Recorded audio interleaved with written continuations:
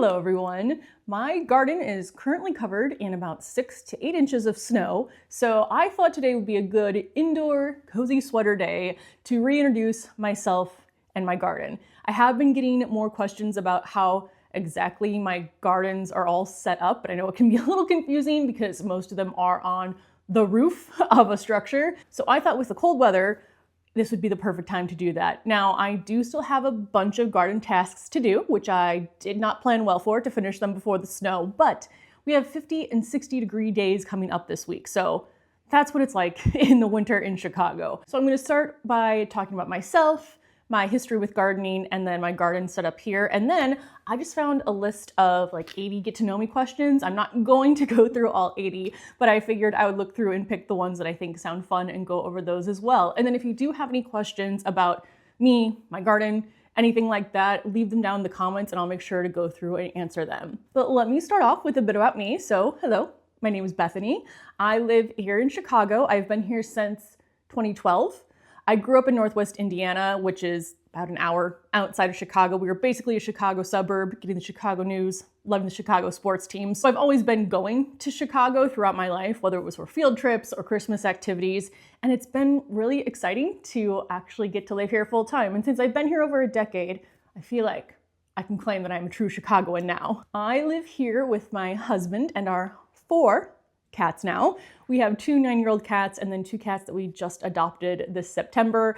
I think I am at my cat limit now. And we moved here in this home in 2020, but it was actually 2019 when we were renting a place that actually had an outdoor deck that I really started getting into gardening. That's when I started posting on Instagram. I don't think I posted anything here on YouTube at that point, but that's when I fell in love. And if you have started gardening, I think you know how much of an addiction it just becomes. And every year I've somehow managed to squeeze more and more plants into my garden. So I only garden there for 1 year. If I have any photos of that garden, I'll put it in here. But it was a very sort of similar setup to what I have now, rooftop deck, full sun.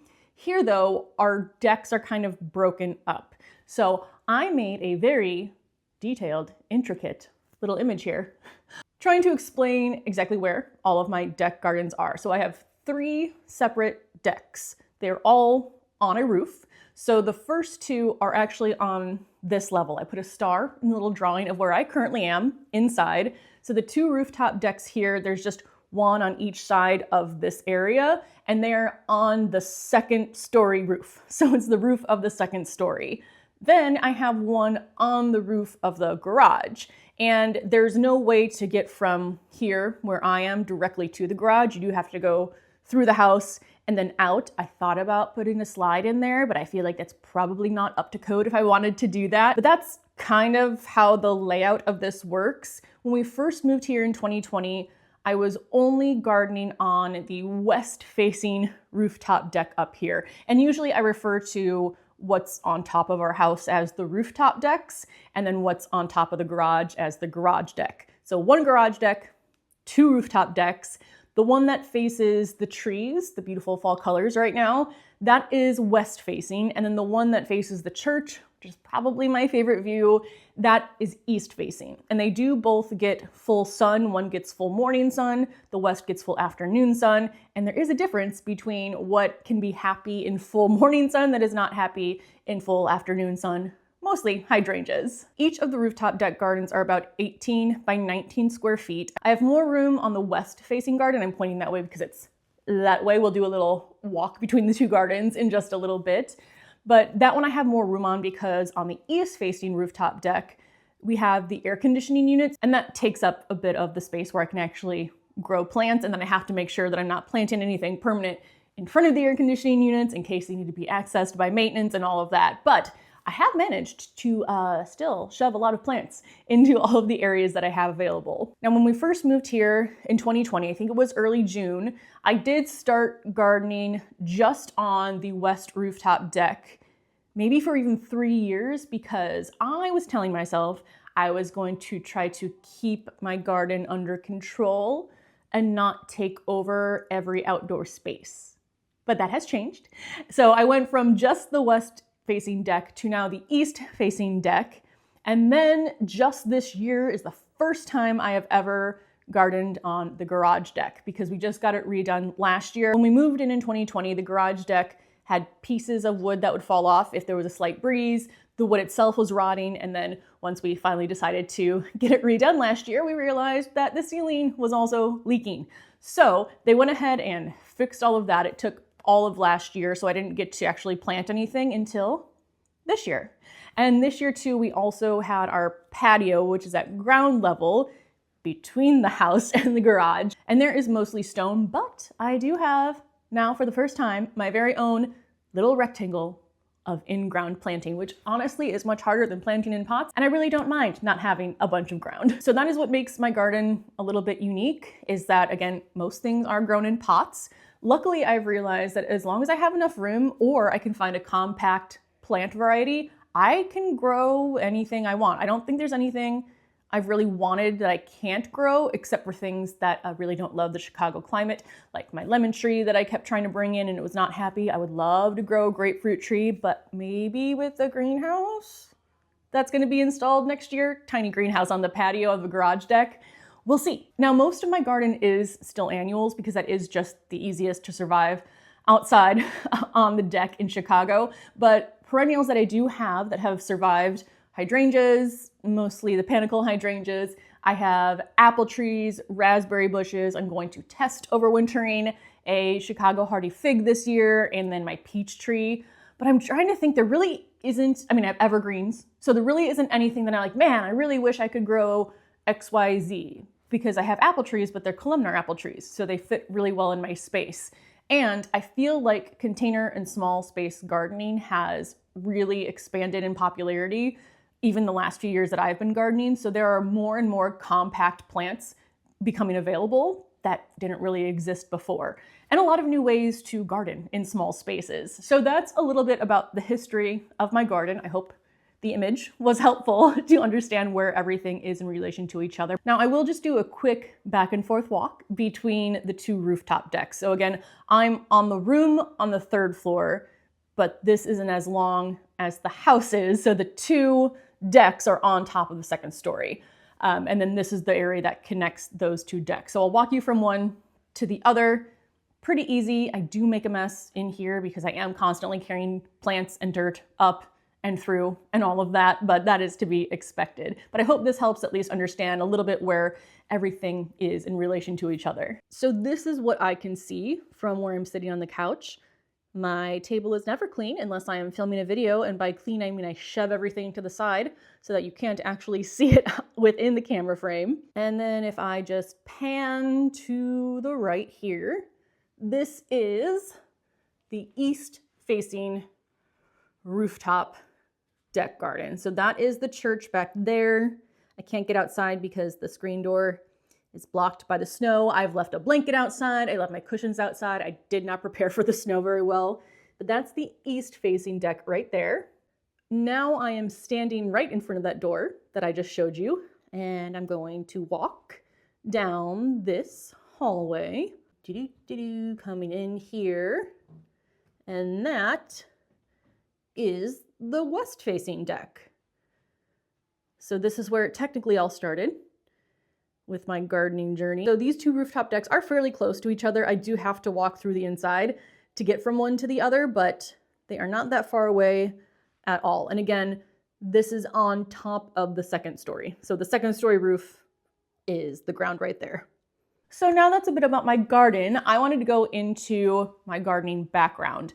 Now, growing up in Indiana, we did have a yard, standard sized yard in a suburb, and I helped garden a little bit there. I know that we just had pear trees, apple trees, raspberry bushes, but not a ton. It was like one raspberry bush behind a shed, one apple tree, one pear tree. Our neighbors had 2 or 3 cherry trees. We would sometimes plant petunias or hanging baskets, but most of it was just like bushes and general landscaping. But my grandparents, they had a working garden in their backyard in Maryville, Indiana. And I have a lot of very fond memories of just wandering through the garden with my grandpa. I don't think I probably did help very much, but I did have a fun time just following him around.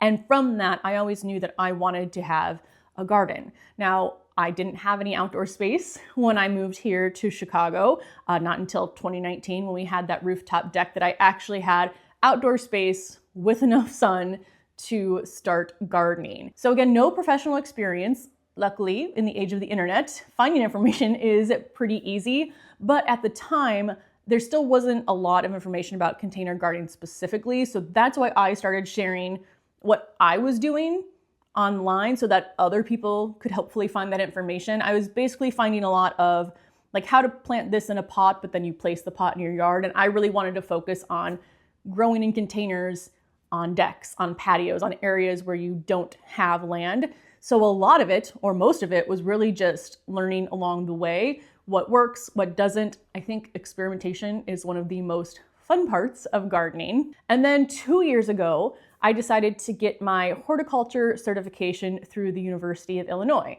It took me 2 years because I was only doing one class a semester, and you have to take 4 classes total. You could do it all at once if you wanted to. All online. I really, really enjoyed it. I would say I didn't learn as much about like planting plants in containers, but I learned a lot about the why plants do certain things, which was really fun. One of the classes was also on more focusing on landscaping, which again doesn't quite apply to my situation, but I was able to start, instead of saying like, oh, I'm gonna plant this border, it was like, okay, I'm gonna put these containers in this order, in this color scheme. So that was really fun. And then I took an urban horticulture class, and that was really great too. So I do have my certification. Now, I don't think I would need this to still be gardening like I am, but like I said, it is really fun to have that background scientific information about why plants are doing what they are doing. So now let's move on to this random list of, is it 80? Oh, 81 questions. Again, not going through all of them, just picking the ones that I want. The first one is a very exciting question. What time do you go to bed? I like to be in bed at 9 p.m. So I'm 39 now. That is a very big change from my 20s where I would be in bed like at midnight or after midnight. I always thought I was a night owl, but as I've matured, I do like being in bed early and waking up early, especially because I like to come out to my rooftop deck and watch the sunrise when it's not covered in snow and freezing. But during the majority of the season, this is where I start my morning, and I really love being able to be up that early. Next one on here, what is your favorite holiday? This is hard because I do love holidays in general, but I think I have to go with Christmas just because I have so many memories tied to Christmas. Growing up in Indiana, we came into Chicago and did a bunch of the different Christmas activities, going to the Walnut Room, looking at what was Marshall Fields at the time, the windows there. And so I still do those things. In fact, I think for the last few years, I've put together a vlog here of what we do leading up to Christmas. So that's probably my favorite holiday just because of all the memories tied to it, even though I very much dislike the cold weather. But I just think that the feeling I get around Christmas time isn't a feeling that I get with any other holiday. Next is, what is an interesting fact about me? I'm left-handed. I know I'm gesturing with my right hand, but I write left-handed. And when I was little, I would write like mirror image because I was using my left hand and just kind of dragging it naturally that way. Luckily, I did learn how to write the correct way, but I can kind of write mirror image with both of my hands. So that is a fun fact about me. I don't know if that is very fun, but I find it interesting. What is your spirit animal? That would be a cat. My 2 most loved animals in my life right now are 1, cats. I've been a cat lady my entire life. As a child, I'm an only child, I would entertain myself by walking to the end of our driveway and meeting the cat that lived 2 houses down, and we would just hang out on the sidewalk playing. So I've always been a cat lady. I've always had cats growing up. 4 right now is the most I've ever had at one time, and it's very exciting, but I am full into my cat lady mode. The other animals, pigeons, that I just developed a love for in the last couple of years because they just started visiting my garden and not leaving. It started off with just a few, and they would kind of watch from afar at first. There's 2 that live at my neighbor's house that I've known now for 3 years, I think. That's Stevie and her new partner, Nick, because she left her old partner, even though pigeons are supposed to mate for life. And no, he did not pass away because I've seen him since then. But as I've been out more often, the pigeons will hang out on the roof and more of them will gather. They still haven't let me pet them, which is fine. Maybe one day, but I do feel like those are the 2 animals that I am currently obsessed with, cats and pigeons. But if I was more like one of those, it would definitely be a cat, because if I could just nap in the sun all day, that would be really fun. Did I go to college? I did. I went to Indiana University for undergrad, and then I went to Valparaiso University, which is Northwest Indiana, for my MBA, and then, like I said, for my certification, University of Illinois, although I never went to campus there, so it doesn't really feel like my school, but Indiana and Valparaiso definitely. How long was your longest relationship? Well, I'm currently in my longest relationship. My husband and I met here in 2014. Yes. And then we got married in 2018. And I always thought when I was younger that people who would either like forget the year they got married or forget how old they were just lying. No, I have a hard time of remembering exactly when those dates were, or if, am I 39? Am I 38? It's all a lot more confusing the older you get. What was my first job? I babysat a little bit here and there, but I think White Castle in Chesterton, Indiana was officially my first job. I love White Castle. It's not there anymore. I mean, White Castles exist, but not the one that I worked at. I love their burgers more than I think any other place. I think it's because, you might not want to know this or care, but the burgers themselves are cooked in onions, so they just have a really nice flavor to them. But, oh, I haven't had White Castle in a while, and now I really want some. What is your favorite ice cream flavor? I usually, with desserts in general, am a chocolate lover. I am a chocolate lover, but when it comes to ice cream, I really like cherry ice cream, specifically what I can get at an ice cream shop. For some reason, I've tried getting cherry ice cream from the freezer at the grocery store. It's not the same, but if I see it at an ice cream shop, that is 100% what I will get. I prefer if it also has chunks of cherries in the ice cream, but I will also just do cherry flavored ice cream. If I could change one bad habit, what would it be?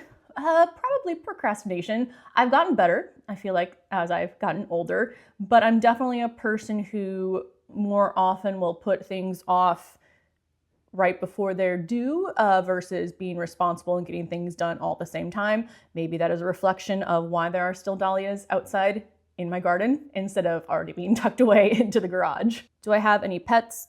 The 4 cats. Do I have, or how many siblings do I have? 0, again. Only child, which is why I was playing with the cat on the sidewalk for a good portion of my childhood. Do you prefer the city or the country? I think this is a very good question because it's something I get asked a lot, especially related to gardening, is I've had people say, do you ever want to have acres of land? And now I kind of like the idea of being, in the middle of acres of land and wooded areas and just kind of feeling like this is my own space.